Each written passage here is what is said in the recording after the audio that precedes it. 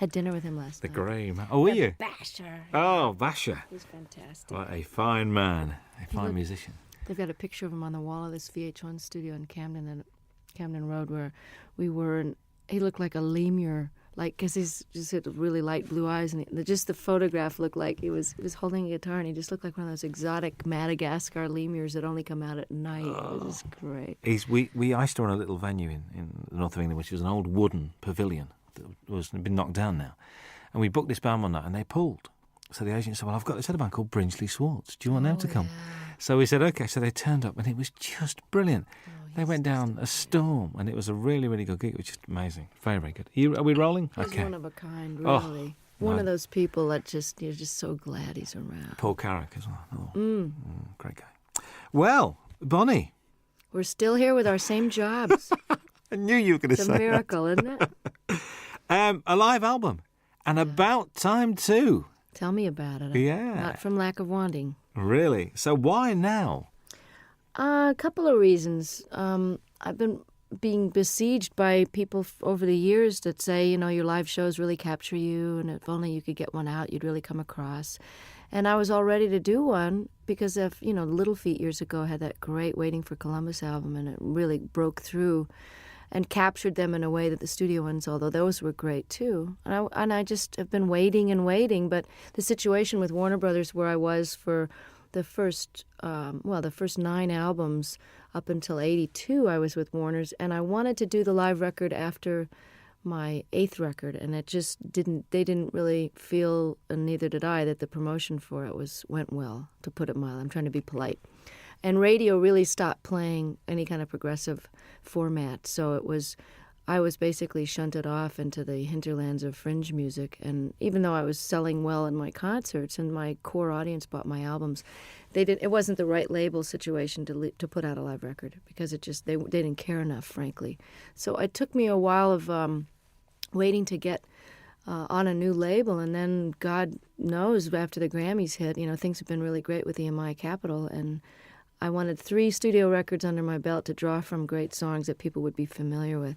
And I've been basically planning to have this lineup of guests for a long time now. And finally, I've got the great band that can play the songs as well as the ones that play in the studio, because most of them are the ones that are on the records. Indeed. I can't believe that these friends just happened to be around. There must have been a lot of phone calls going out to get all these guests on this album. Well, you've got to plan because people's schedules are way in advance. I mean, I know what I'm going to be doing 5 years from now almost. So everyone's booked and everybody's got their own album schedules. And Jackson said, I'm going to be recording, but it's if you can film and record in California, I bet you I can fly up for the day. Hornsby had already made room in his schedule for me. And this was planned in March in order to secure the mobile truck. The concert venues go on sale, at least a couple of months before. And, of course, the film crew, we had 9 35-millimeter camera, film for 2 days. So, that's almost $1 million type of proposition just for the film alone to film the 2 nights. And so, yes, it had to be way planned and approved and paid for in advance. But I must admit, the sound of the album is one of the best live recordings I've ever heard. Oh, fantastic. And I'll tell our engineer that because he worked his you-know-what off trying to make it.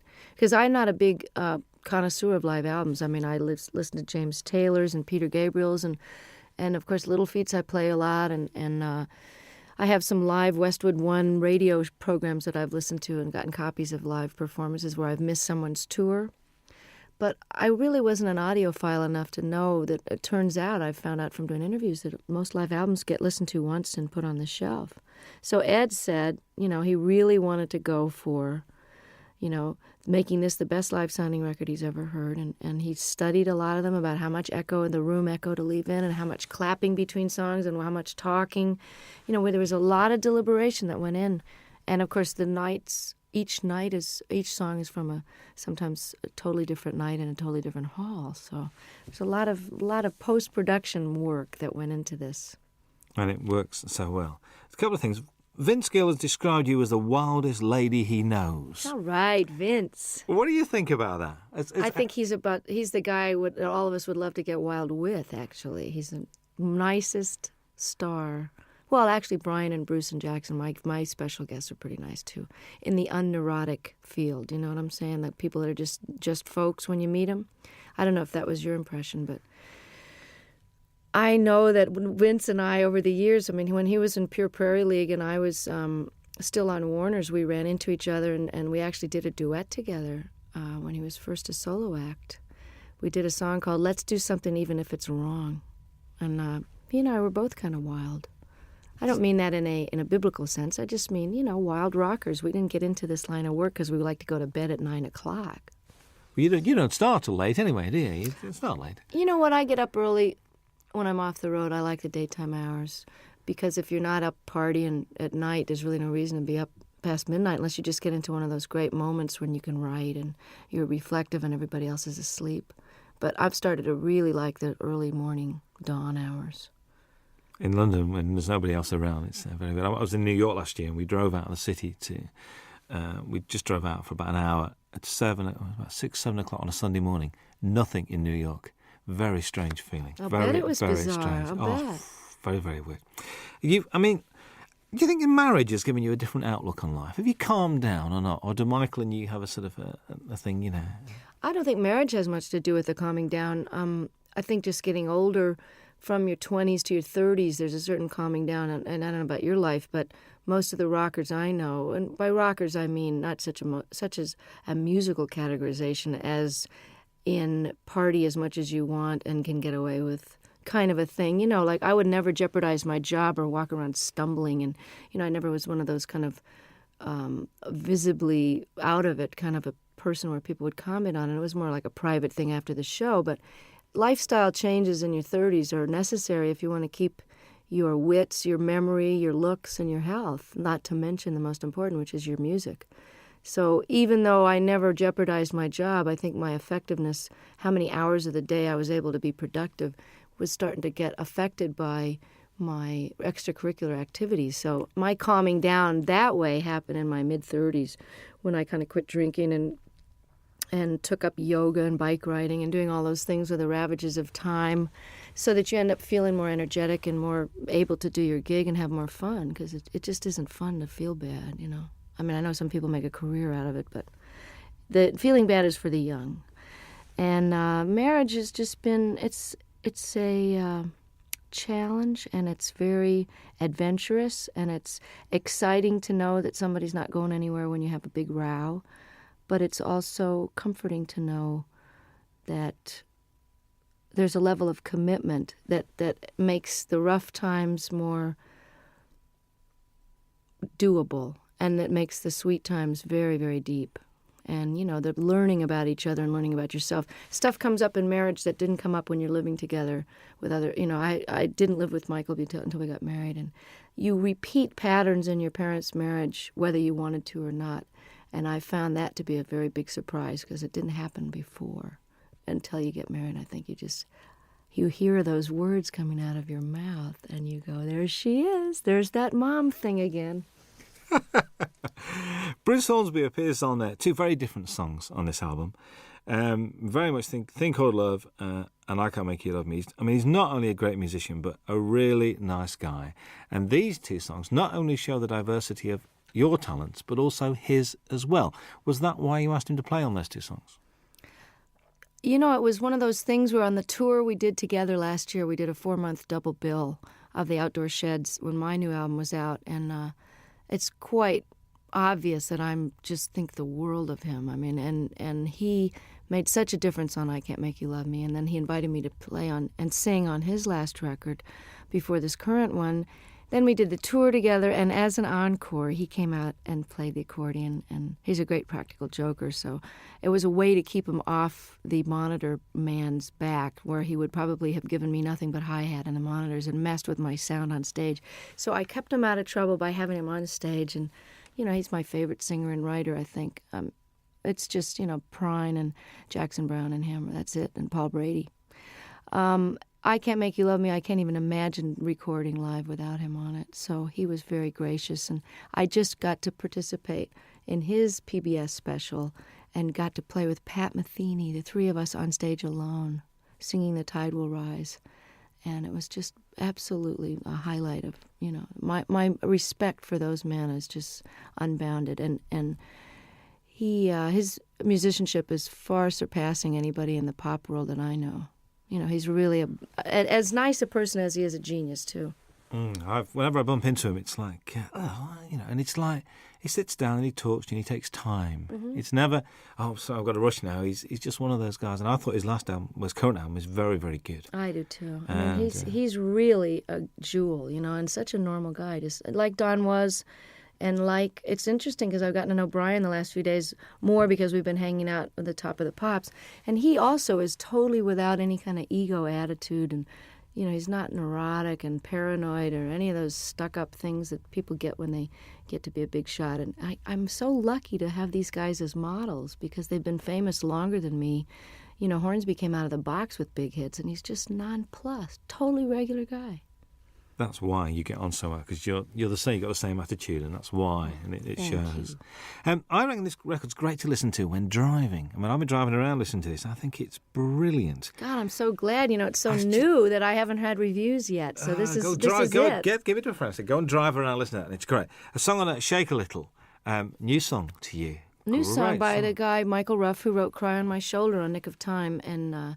I listen to so many tapes of things where people have a cover letter that says, "This is so perfect for you. We've had you in mind," and then it's just dreck. So I appreciate the thought, but, I don't know whether to throw a bucket of water on them the next time I see them or just never answer their phone call. And then there's these jewels like Michael Ruff, who's a brilliant artist on his own and has never gotten the attention he deserves. And I think he's actually got quite a good career in Sweden going on for some reason. But he had 2 great records on Warner Brothers years ago, and the women are all mad for him because he's absolutely gorgeous. But what an unbelievable tune. I'm glad you mentioned it because I love it.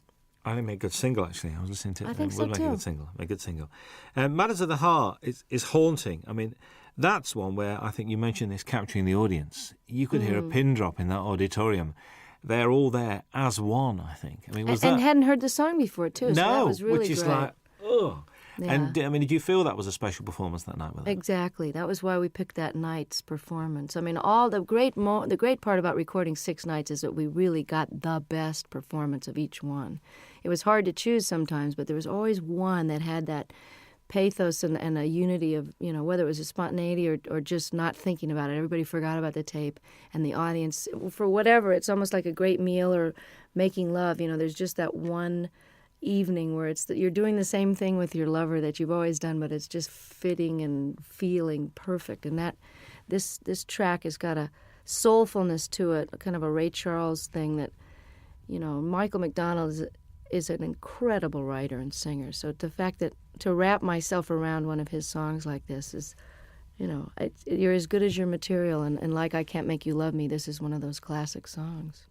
I think what's nice about this record as well is it's not Bonnie Raitt's greatest hits live, which I'm so pleased about. It's a real, it's almost it's a comment and it's a reflection.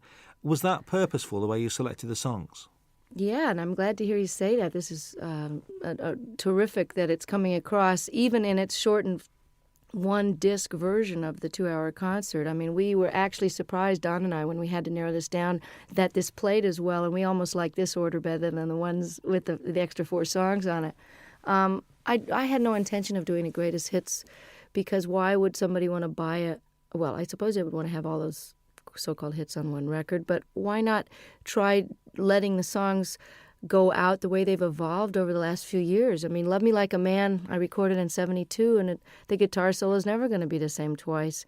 And certainly Have a Heart and Love Letter and different songs from Nick of Time, all of these songs have taken on their own character depending on the tour that we play them. Each tour, everything gets a little shifted by the band members, because just to keep it interesting, but also they just grow. Tempos are changed, Have a Heart has a kind of a South African guitar part on it, and that's partly because I've got one of the greatest guitarists as a foil now, George Marinelli, who used to play with Bruce Hornsby. So I wanted to add something different to the older songs and give people, we got 6 new songs, so it's a little bit of everything. I think so. Charles and Ruth, I'm pleased they're on there. I get the impression the way you work together, there's a real mutual respect amongst the three of you guys. Oh, total. And I mean, of all the people that are on a stage at once, everybody has admiration so deep that, I hope it comes through, and I'm glad to hear you say that it can be felt, because Ruth Brown single-handedly was such an influence on Etta James and Aretha Franklin and all the people that I grew up listening to when I was old enough to read about their influences. They were the ones that mentioned Ruth, because I, of course, was only 1 year old when her first record came out. But she's built Atlantic Records with her singles in the late 40s and 50s, as did Charles Brown, who's no relation, by the way. He's from a totally different part of the country. But he also was seminal in starting the whole West Coast blues sound, the transition between the post-war jazz era, and he took his Texas very funky roots. He also was classically trained, and he melded them into the style of jazz with the Art Tatum flavor and the beautiful classical music, to where Nat King Cole became famous based on the music that Charles Brown was doing. And, of course, Ray Charles is a direct descendant, although he doesn't credit Charles, and has never turned around and really helped him, nor has Chuck Berry and some of the other people that really grew up idolizing him. And I always felt it was strange that the great rhythm and blues artists and the white artists of today, who owe such an incredible debt to these pioneers, would not only not put them on the show, or at least throw some money towards the organization out of which they can get some health insurance, since they didn't get any royalties. Because this is the biggest criminal revelation I found out in the last 6 years, is that nobody before 1970 did get royalty participation.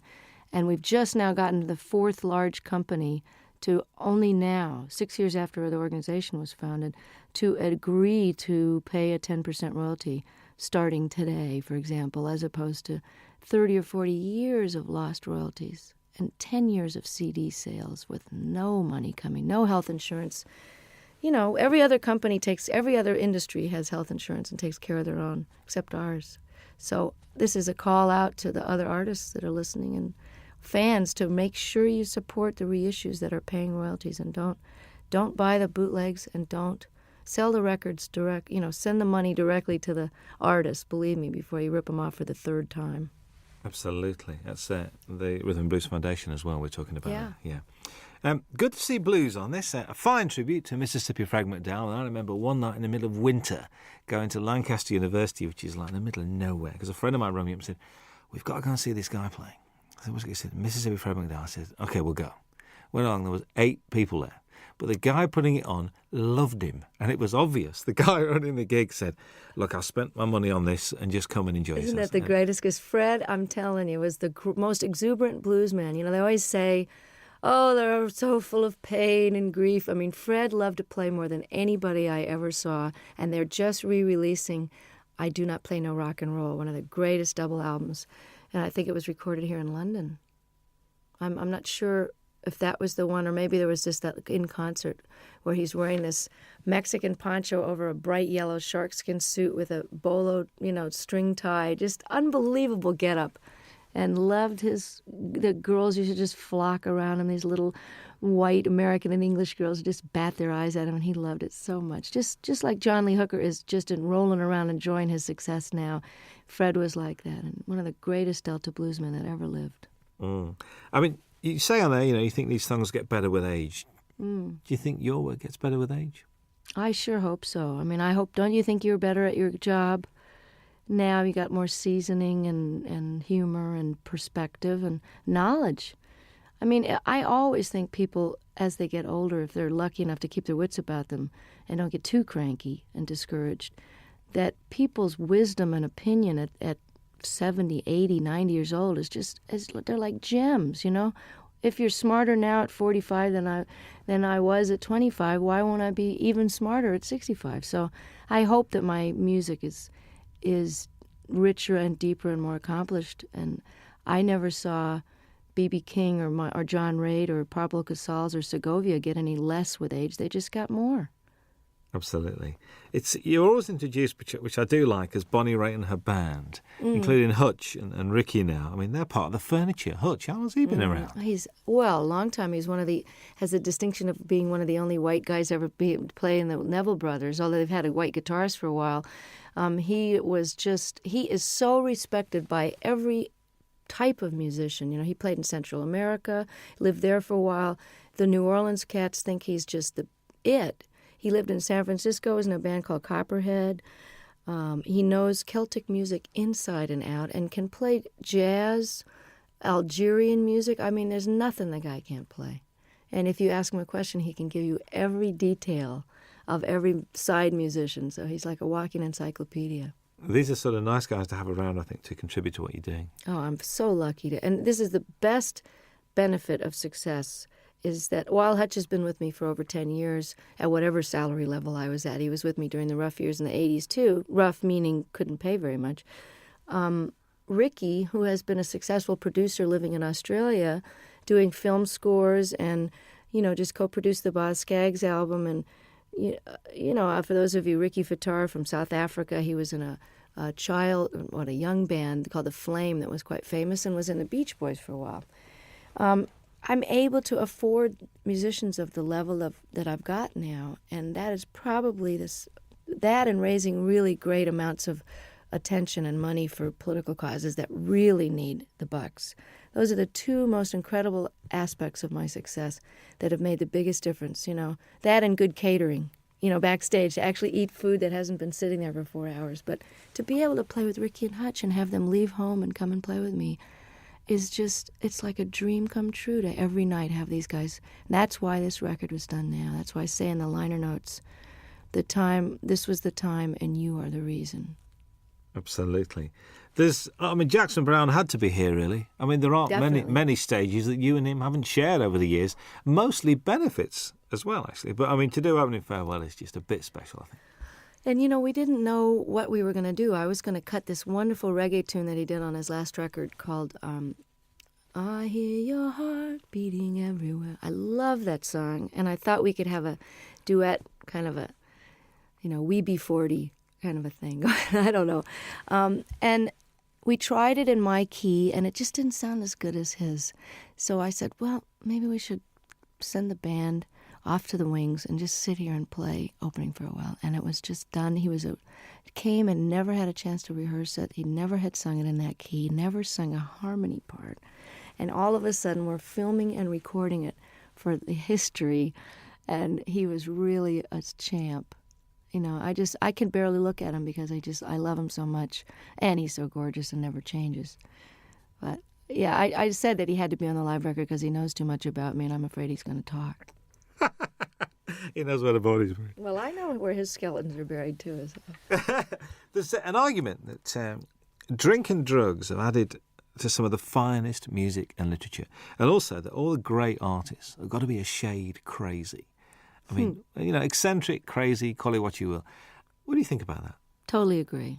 It's true that some of the greatest works of literature that are currently recognized and studied by even the religious right as great works of art. Hemingway, all the great works of the 20th century, certainly that whole revolution in the 20s, people were faced. I don't know what the expression is over here, but pissed or whatever. There are a lot of that whining and writing about your mother and tortured. A lot of that stuff, when you know about addiction, you know where that mentality is coming from. Well, that's what makes great artists torture. And artists torture themselves. And the myth is that you can't be, quote, funky or as deep or as soulful or as funny if you're not sort of loaded or hungover, is blown by the fact that John Hyatt and Stevie Ray Vaughan and some of the greatest artists of our time are still kicking, sober. So, and I'm here to tell you from that song that's on this record, and I don't know if it made this cut. Did Feeling of Falling get? I think that's the one we did leave on. I'm not. Yeah, because I want to let people know that just because you're straight doesn't mean you're not totally miserable and twisted sometimes, and it's out of that angst and misery and longing, which is just part of being alive, which you feel more acutely when you're not anesthetized, that some of the most powerful stuff has come out of my guitar because it's excruciating to be awake. So it's just a different kind of art. If anybody thinks I'm not miserable, look again, and sometimes it's a lot easier to just toss a few back and forget about it, It's trying to be awake all the time that'll get you some good blues tunes. Most definitely. The old tortured theory goes out the window there. And there's this song with Bryan Adams. I mean, what's the story behind this? Did you call him or did he call you? Or if someone was to say to me, okay, you got a new album coming up, and, you've been on the road with Longing in the Hearts, and you have this ballad here, and you found this Michael Ruff song, but you know what I'm really missing as a rocker? I just wish somebody that I really love would call me up. And, it was like the universe answered my prayer, and I get this phone call from Brian, who I haven't heard from for a few years, and he says, I wrote you this song with this woman, Gretchen Peterson. I hope you like it. It's on the way. I listened to it. It's like tailor-made, great lyrics, a tried and true topic, but done set in a very clever way. You need a rock, not a Rolling Stone. Simple, straight-ahead rocker. And then on top of it, his album was postponed, so as we got closer to the live recording, I went, oh, it would be really great, as if he could sing this with me. And he did. He said, I'm coming. I just can't believe it. It's like for all the blues people that I helped and all the obscure songwriters I've done songs and talked about over the years, to have somebody like him who is really huge over here in Europe where I can't get arrested really. And, for him, he'll be doing for me what I'm doing for Ruth and Charles. So without any compromise and just pure admiration and love, and just love the guy's work so much, and I love him. And here I am getting to have this handed to me, like Eric and Elton saying, hey, you want to be more known in Europe? We love you. Come on to the Wembley show.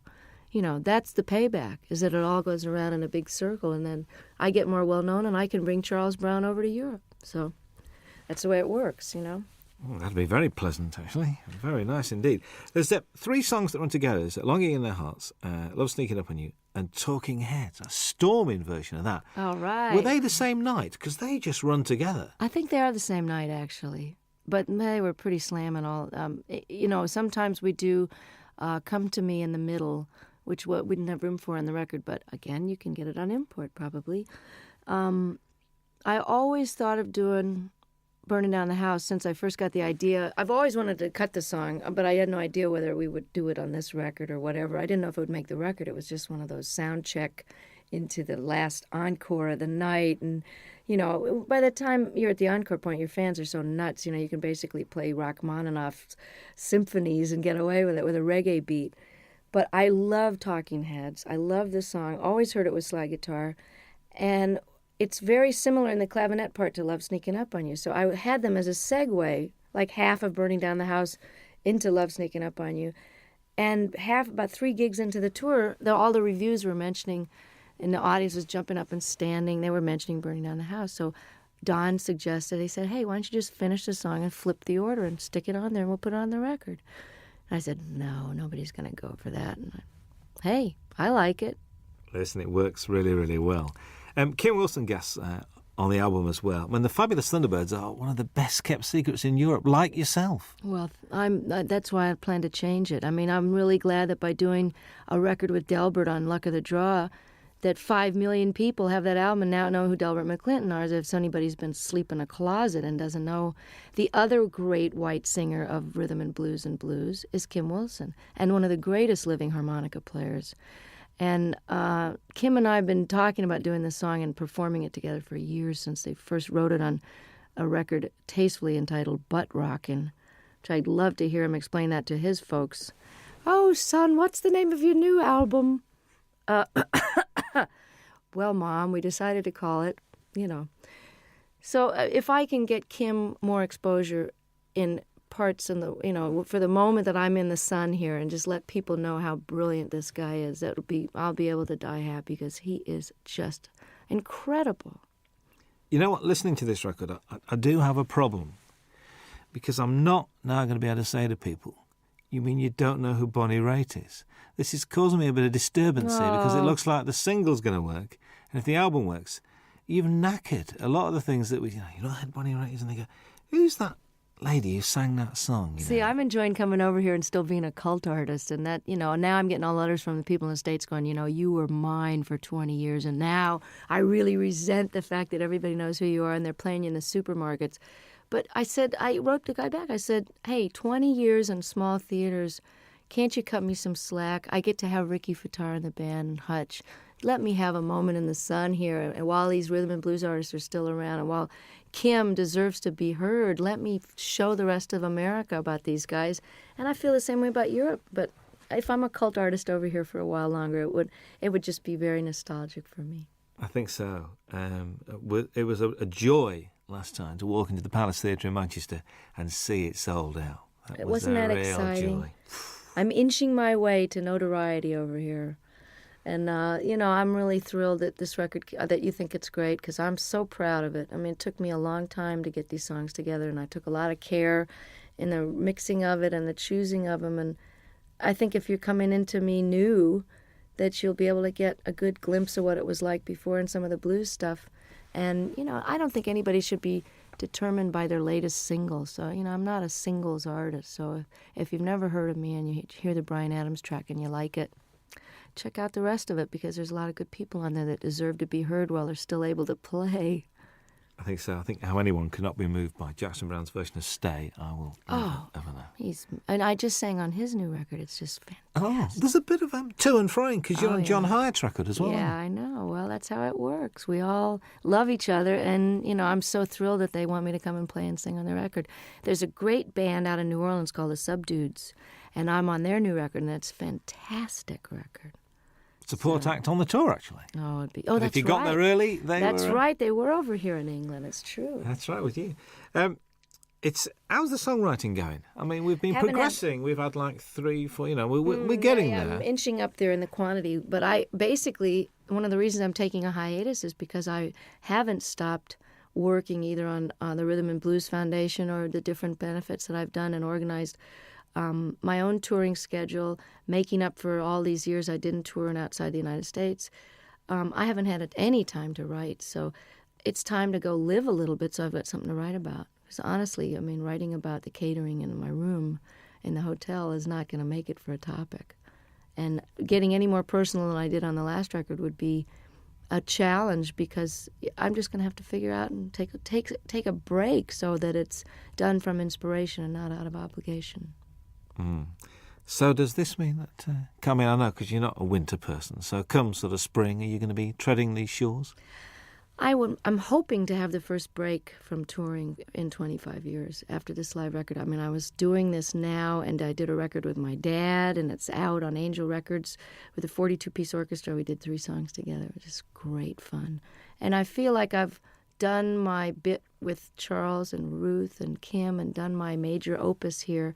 And it's time to take some time for me, because if you don't fill up and take some time off, there really isn't anything else to say. And I honestly don't think I'm going to be touring this next year unless for some ungodly reason, or perhaps truly godly reason, this record with Bryan and this record takes off in Europe. And then I'll be a brand new artist and come over and show people where it's really at. A brand new artist again? Yeah. Again. Well, I'm an overnight success, Robin, you know that. There's a description that I read I'd like your comments on, really. After years of singing about broken hearts, faithless lovers and no good men, Bonnie Raitt entered the 90s at the peak of her already lengthy and impressive career. Has the 90s been good to you, do you think? Oh, yeah, definitely. I don't think you could argue with the kind of Cinderella story that happened to me when I well, just a lot of changes were made personally before the Grammys happened. But I think your 40s, while, like as I was mentioning before, it's a little harder to be older and awake. It's also easier and more fun to be wiser. Does that make sense? It's easier because I know how to do things better, and I know how to handle stuff. I can handle my success. I can handle disappointments. I don't mind getting angry. I know that it's not going to last for 5 days. I'm just getting angry. So the process of growing up is happening now as it is for a lot of rockers, because it's just sort of a postponed adolescence sometimes until your 30s and 40s, and then that's when people settle down. So I've had a really great last 5 years. And I'm looking forward to another 25 and another couple of live records in the middle of those. Absolutely. Bonnie Raitt, thank you very much indeed. Nice to be back. Hi, this is Bonnie Raitt. Very happy to be with Robin Ross on your radio. I want to go to Dave, Scotland. Right, if we send him a tape, right, he'll do a 2-hour special. Wow. He's like a big supporter, isn't he? These guys are just, Thank you, Dave. Thank you for the homeland, for the young girl who's found her way back to your shores any minute now. I'm threatening to show up for Hogmanay again. Again? Oh, well, tell people God. This time, will you? See, I'm the only one that remembered what happened those 3 days. The entire country was out of their minds. But the studio was. I'm coming back with a video camera because nobody in America believed it. You know, well, they had some sort of sponsorship. They had little bottles of booze on the table, and there was like 65-year-old people just totally clapping and yahooing it up, which is a little glimpse of what like a Crosby, Stills and Nash audience is going to be like in 20 years. You know, will be a bunch of old geezers singing, you know, just a song before you go. But they'll still be all applauding. And Sheena will be singing Morning Train, and me and Brady will be out there on walkers singing Thing Called Love. Yeah, I found another Brady Buncher. Curtis Stigers is a Brady Buncher. Yes, he is. Curtis Stigers is a Brady Buncher. I found somebody else as well. You know, guess who cut Paradise is Here? Cher. Heard it from Brady's lips today. I'm not kidding. That'd be great. Let's find it right now. Really? So that must be this new album because she's done the Mark Cohn Walking in Memphis. That's the single. So it'll be on the same album. Well, it's good. I'm glad that she's going to get them some wider attention, you know? Brady's record was great, wasn't it? Mr. Cummings won't know what's hitting. He won't know what to do. I know. He's great. I'll ring him up. I really wanted to do that song too, but Tina had already done it. I think that Cher track's coming out for Christmas as a Christmas single. Paradise is Here? Well, that's good. I'm glad. I mean, I don't know who produced her, but I hope it's great. My engineer's producing Anne Murray's new record, which should be great. All right. Yeah, she's terrific. When I call you up. Remember when she did that? She would do an acoustic, would she? She should have done. She wouldn't do an acoustic for us. She's doing one now. Hello. I'll come in here and do one. Yeah. We had John Hyatt. John Hyatt did 2 songs. Did he? Yeah, John did 2 songs. Finn did 2 songs, did they not?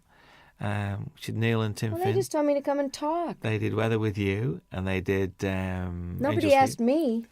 We'll ask you. Anywhere, anytime. You know Hey, we're you like. know. You could play the national anthem and we'd listen to. You know that. So, I'd play your national anthem. It'd be interesting. Yeah. It'd be good. We Be good. good. So you're going to Scotland on this break? You're going to try. I want to. I was threatening to go to Ireland or Scotland over the weekend, but I'd like to come back when the days are longer, because it's too hard to come over here and have it get dark at 4. Yeah. Not if unless you. Especially over that. You know what I mean? If your nighttime over the hours West can be Coast. more productive, but I want to be able to see stuff. You know. Yeah. You were going to go around Ireland. Last time I spoke to you, you were going to I visit did Ireland. it once a long time ago, and I want to do it again. I may do it over the weekend. Just get down the country and see part of it. Well, I did get a whole week in did you? there. I did get a week in Scotland, a week in Ireland back in 91, right after the Grammys. Randy Newman's on Jules Holland on Tuesday night. You should get him in here. I'd love to. With Warner's, you see, Warner's a bit strange. So my best man when I got married is head of promotion at Warner's, and he won't let me do any interviews. He said, I leave it to the regional people. I said, but we're getting like 50 stations. Great. I know. I mean, Faust is a great record. Lovely man. When's Bonnie Raitt Call on Peter later? Asher and tell him I told him that he should do it. Excuse Tell me? him who you talked to. Tell him all the people you talked to and how many stations We're you going to get. start to, Just call him we got you directly. on, did we get 50 last time? Peter and Gordon. Tell him you're a Peter Gordon fan and call Peter Asher. Remember Peter and Gordon? I actually That's went Peter to see Asher. Peter. He's I said, Randy's- "No." he's Well, he used Randy's to manage manager. 10,000 Maniacs as well, didn't he? Yeah. He manages Little Feat. And now he's head of Sony, I think. That's right, I forgot. He got a new job. My former manager is was head of Atlantic, then head of Warner's, now he's head of Mercury. Moving Hello. around. We're gonna fire you. Here's $30 million. Get out of here. Oh God. Now you can pay the musicians. Here's another label. Oh, Could you sign that for me, please? Are you kidding? Thank you. I've got great. I've got a shiny one because you haven't got shiny pens, have you? Can I have that on tape, please? You haven't got any Robin tape. Ross has a shiny one. You haven't Thank you. Could you sign it for me?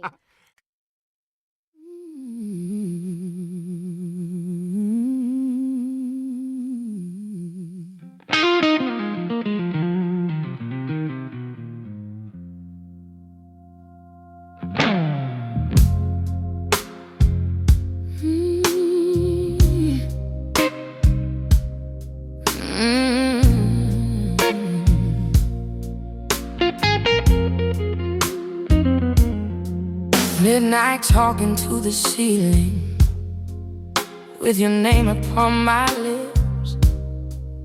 Every promise that you gave me still tastes bitter, still hits.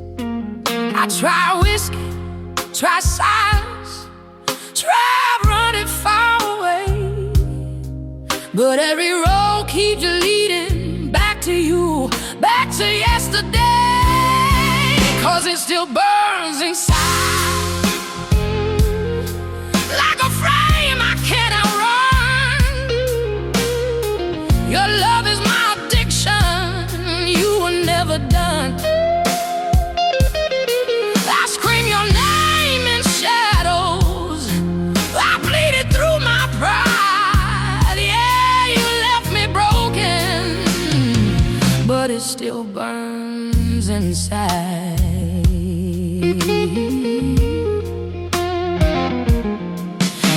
Your jacket smells like trouble, your ghost sleeps in my bed. Every song on this old radio brings back the things you said. They say time heals a heartache, but time just tells the truth, that some love's out forever, even when you lose. 'Cause it still burns inside, like a fire in my veins. I've tried loving someone else, but it all feels the same. I curse your name at sunrise, I miss you every night. Yeah, you left me lonely, but it still burns inside.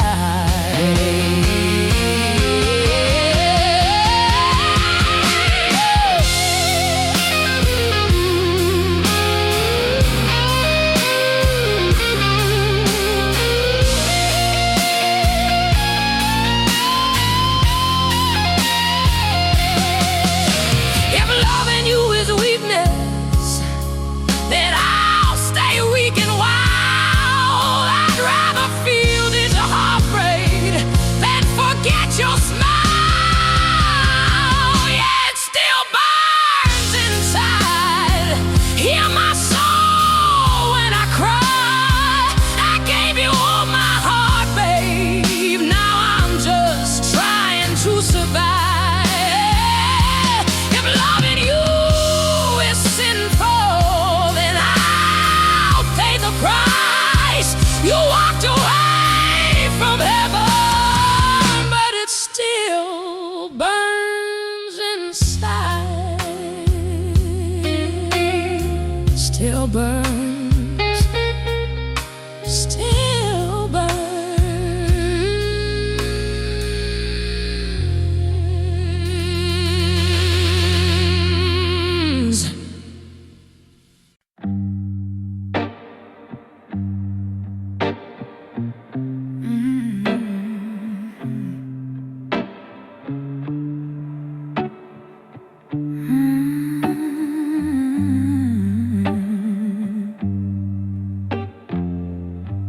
Your shadow lingers on the wall,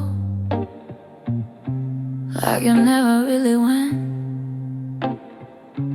I still hear your footsteps in every word you never meant. You said you needed freedom, said love was hard to keep, but you left your heart beside me. Now it won't let me sleep after you leave. The night feels colder,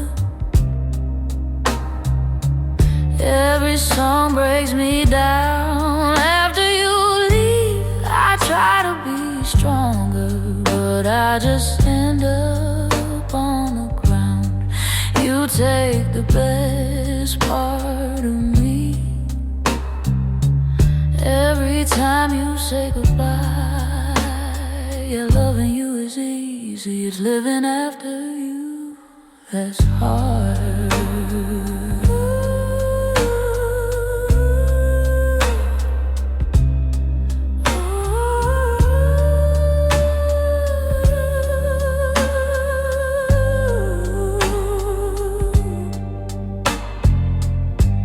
Your name is in my whiskey,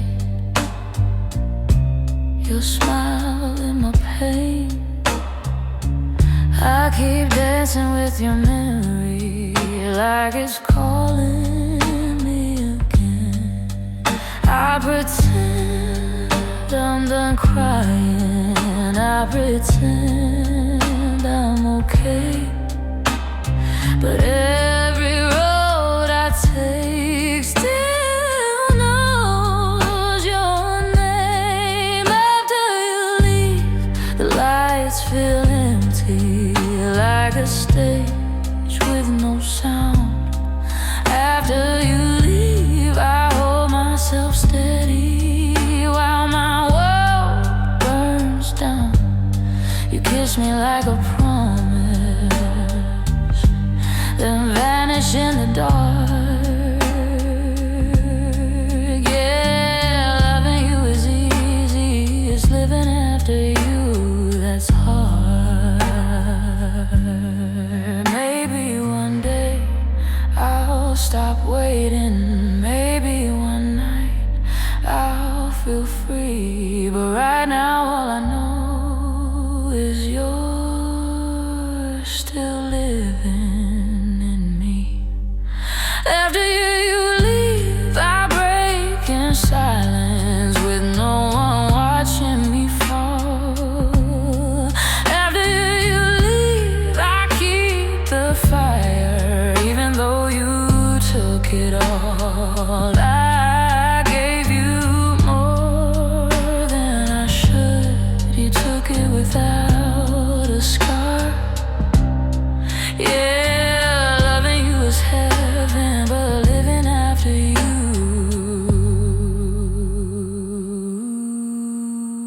is hard.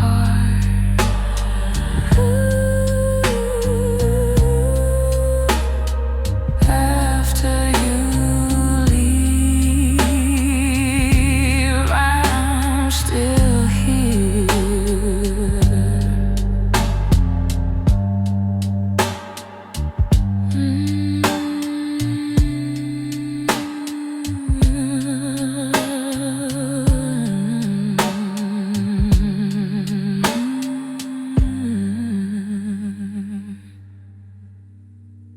There ain't no use to sit and wonder why, babe, if you don't know by now. Ain't no use to sit and wonder why. It'll never do somehow.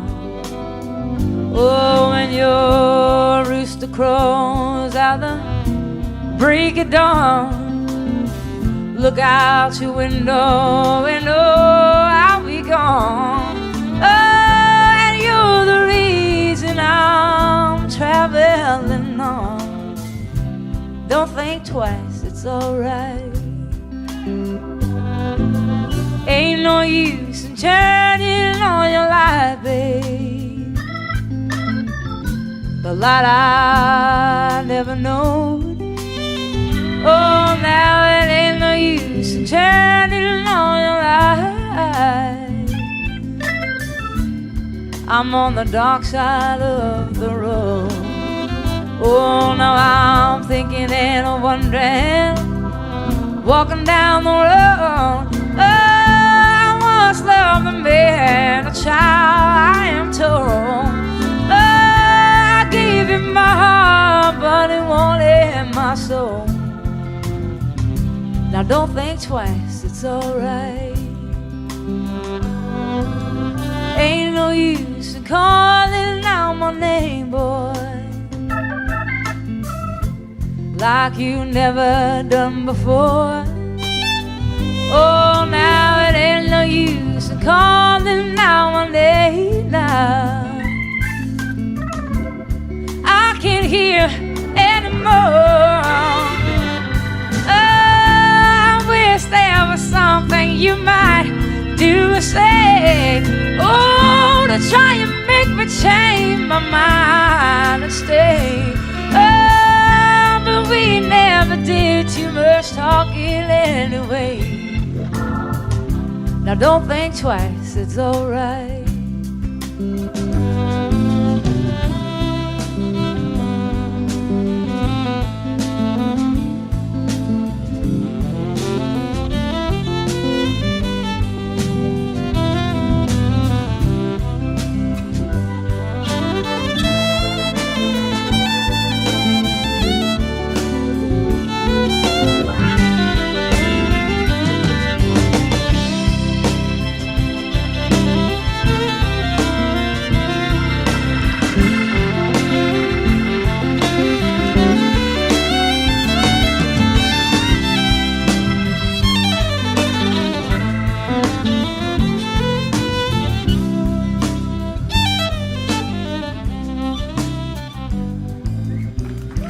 So long, honey, baby. Where I'm bound, I can't tell. Oh, my goodbye's too good to wait now. So I'll just say farewell. And I ain't saying that you treated me unkind. Oh, you could have done better below. I shall adore mine. Oh, you just kind of wasted all my precious time. Now don't think twice, it's alright. Oh, you just kind of wasted all my precious time. Don't think twice, it's alright.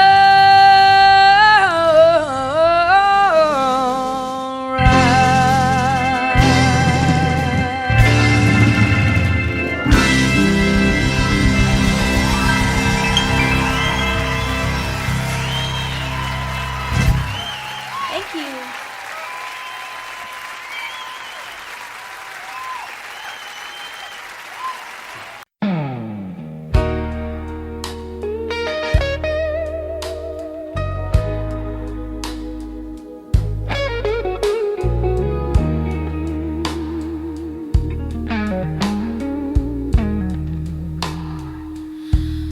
I hear you in the silence, like a whisper through the rain. Every shadow pulls you closer, but I'm broken by the pain. And I try to forget you, but it ain't no use tonight. Your memory burns like fire in the fading morning light. So let the ashes fall and let the echoes cry. I'll sing for you, baby, till the stars refuse the sky. Your name lives in every heartbeat. Your voice lives in every song. I'm holding on to your shadow, though I know it's been too long.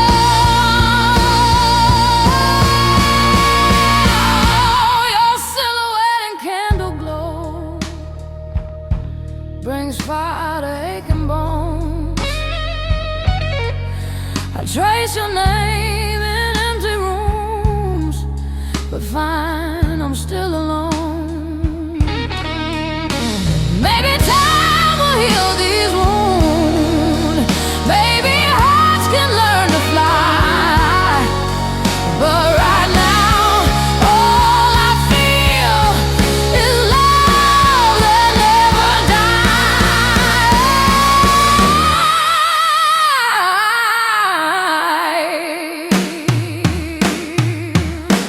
So let the ashes fall.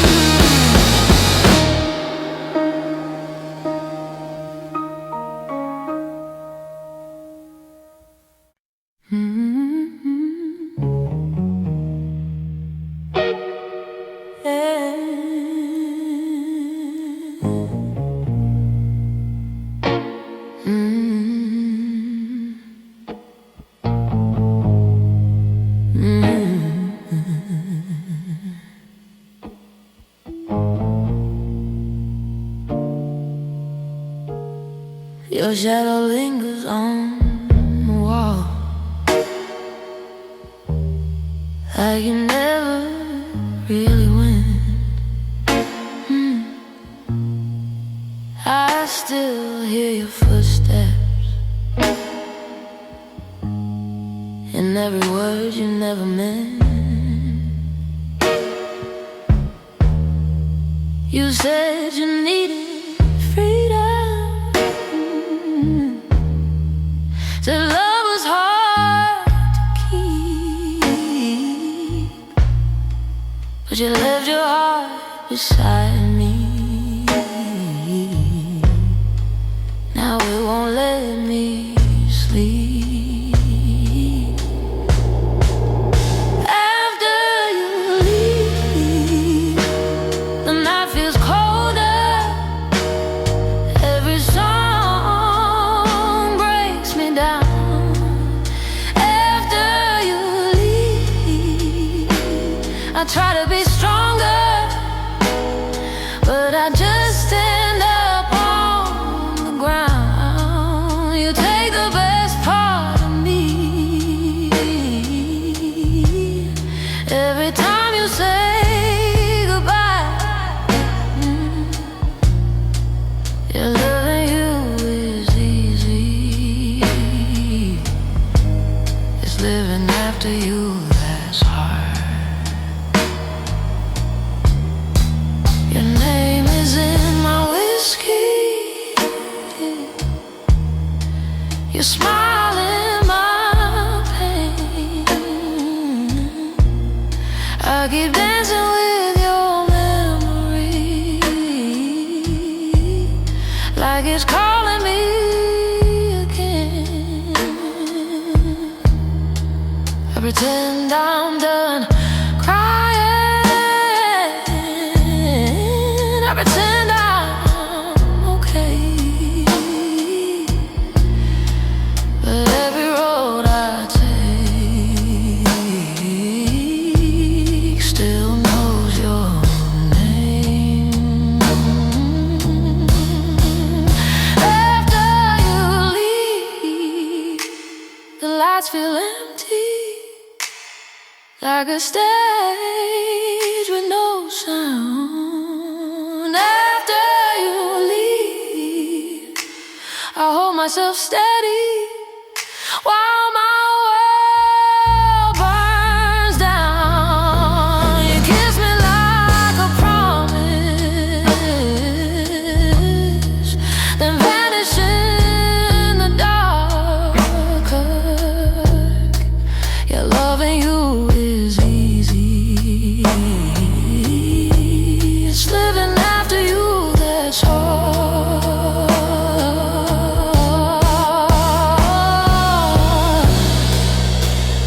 Maybe one day I'll stop waiting. Maybe one night I'll feel free. But right now all I know is you're still living in me. After you leave, I break in silence with no one watching me fall. After you leave, I keep the fire, even though you took it all. I gave you more than I should. You took it without a scar. Your loving you was heaven, but living after you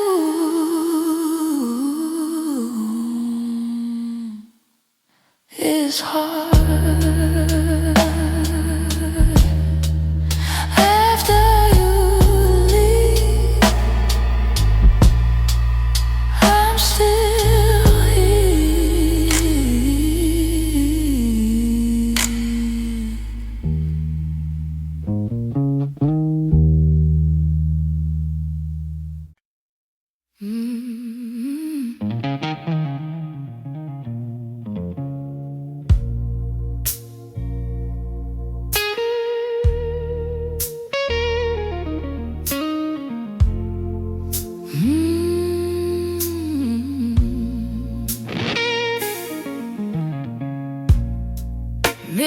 talking to the ceiling with your name upon my lips.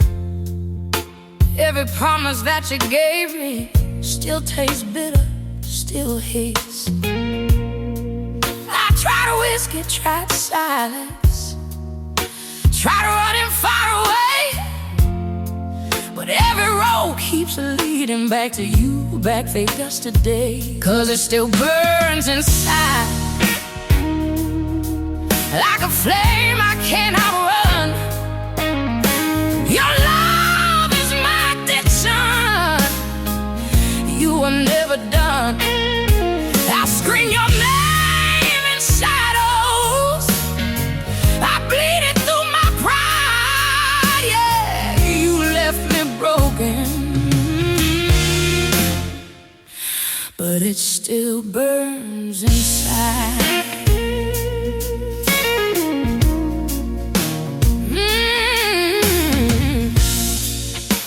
Your jacket smells like trouble, your ghost sleeps in my bed. Every song on this old radio brings back the things you said. They say time heals the heartache, but time just tells the truth, that some loves are forever, even when you lose. 'Cause it still burns inside, like a fire in my veins. I'm tired loving someone else, but it all feels the same. I curse your name at sunrise, I miss you every night. Yeah, you left me lonely, but it still burns inside.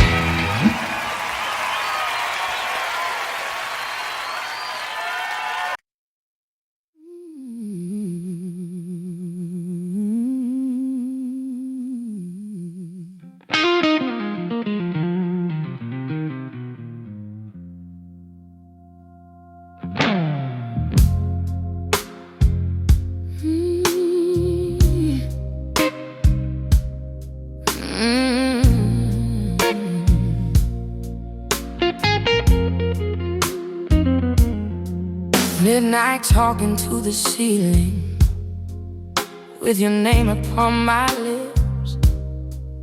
Every promise that you gave me still tastes bitter, still hits.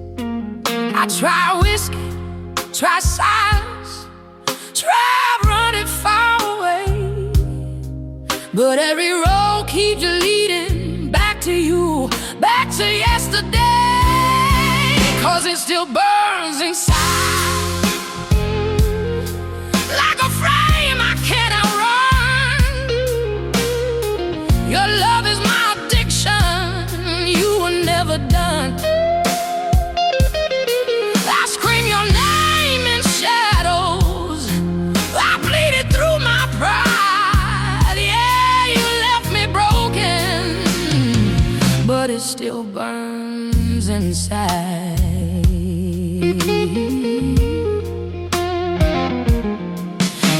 Your jacket smells like trouble, your ghost sleeps in my bed. Every song on this old radio brings back the things you said.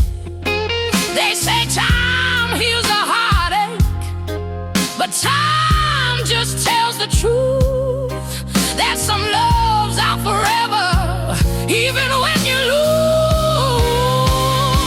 'Cause it still burns inside like a fire in my veins. I've tried loving someone else, but it all feels the same.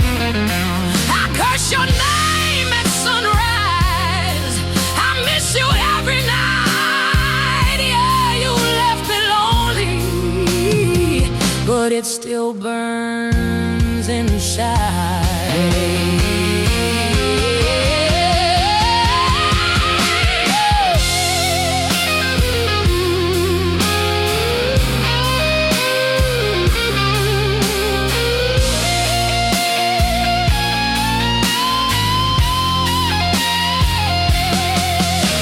If loving you is weakness, then I'll stay weak and wild. I'd rather feel this heartbreak than forget your smile. Yeah, it still burns inside. Hear my soul when I cry. I gave you all my heart, babe. Now I'm just trying to survive. If loving you is sinful, then I'll pay the price. You walked away from heaven, but it still burns inside. Still burns, still burns.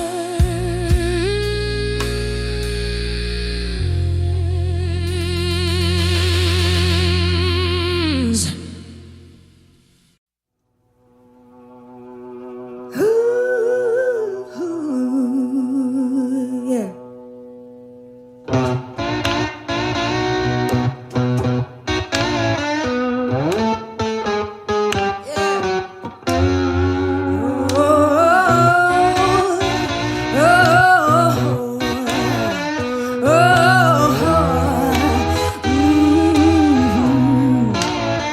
You better come on in my kitchen, yeah, 'cause it's going to be raining outdoors. Ooh, the woman I love, yeah, I stole her from my best friend. Some joker got lucky, yeah, stole her back again. Yeah. You better come on in my kitchen, hey, 'cause it's going to be raining outdoors. Ooh,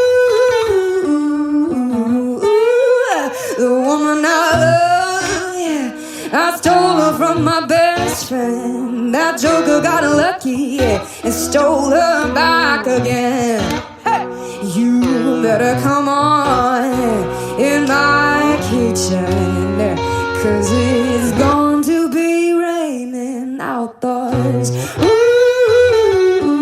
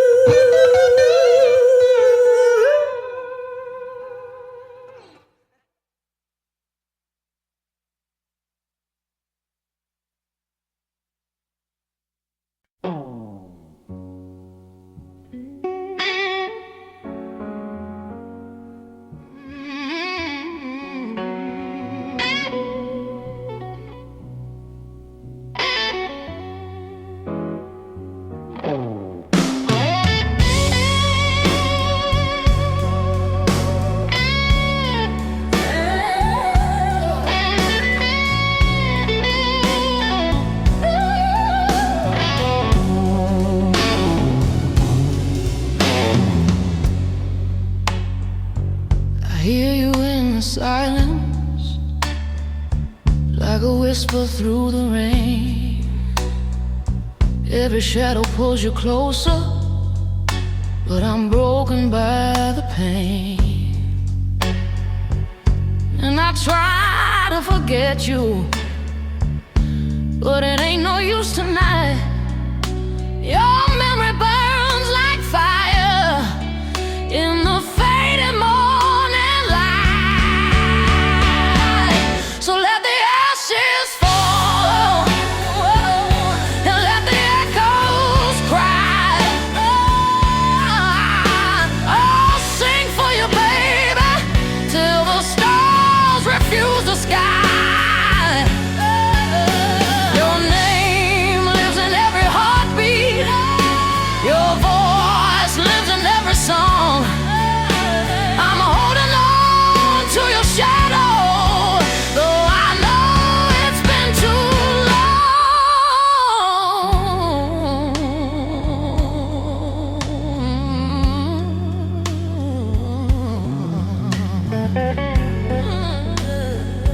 Your silhouette and candle glow brings fire to aching bones. I trace your name in empty rooms, but find I'm still alone. And maybe time will heal these wounds. Maybe hearts can learn to fly. But right now all I feel is love that never dies. So let the ashes fall and let the echoes cry. I'll sing for you, baby, till the stars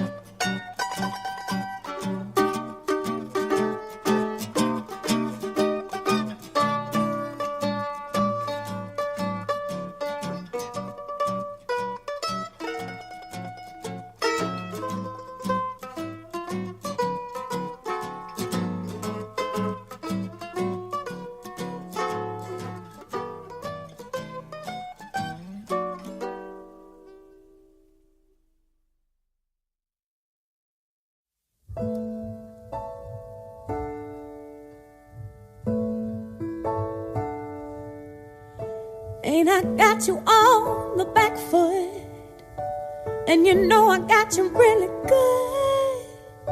And there's something deep inside of me I got to be.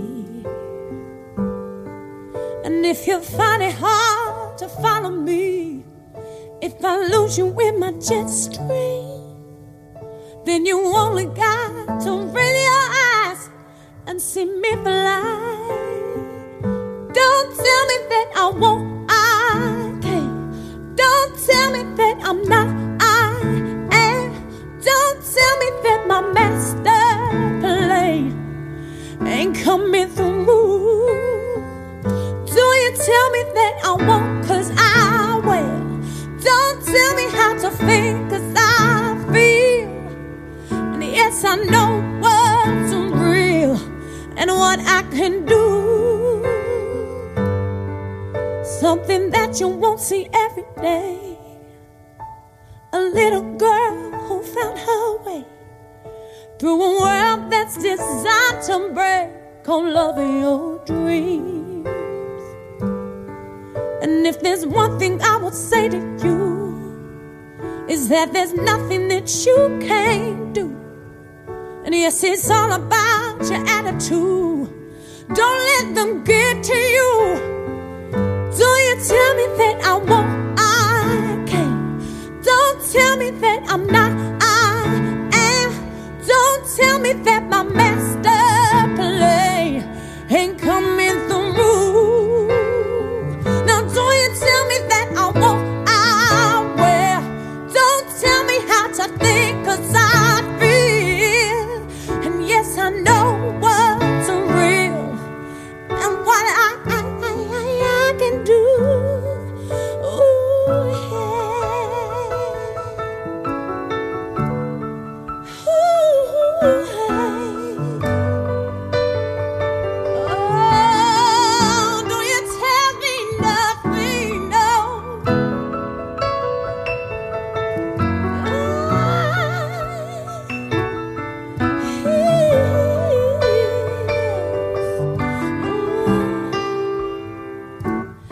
And we're singing in our own voice. We can make that choice to be free. Yes, we're singing in our own voice. We can make that choice to be free now, to be free now. Don't tell me that I won't, 'cause I can't. That I'm not, 'cause I am. That my master plan ain't coming on through. It's coming on through. Don't you tell me that I won't, 'cause I will.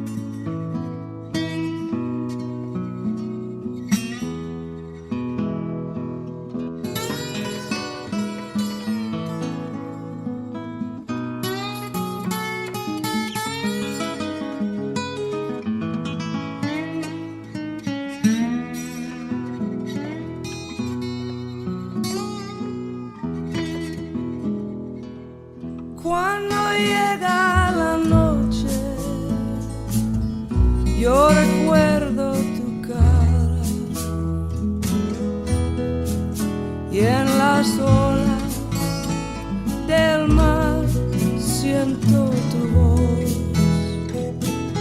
y en la luz de esta luna es tu piel que me roza, y esta brisa azul trae tu corazón más cerca de mí.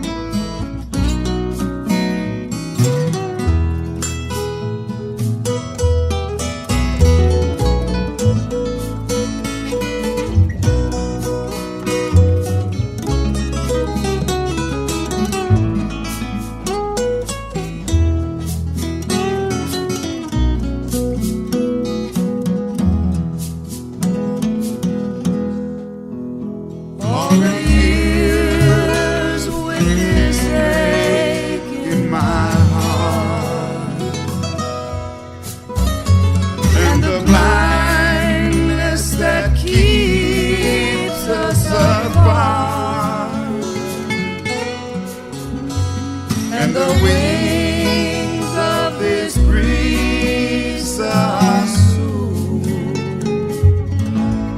will sing me to you.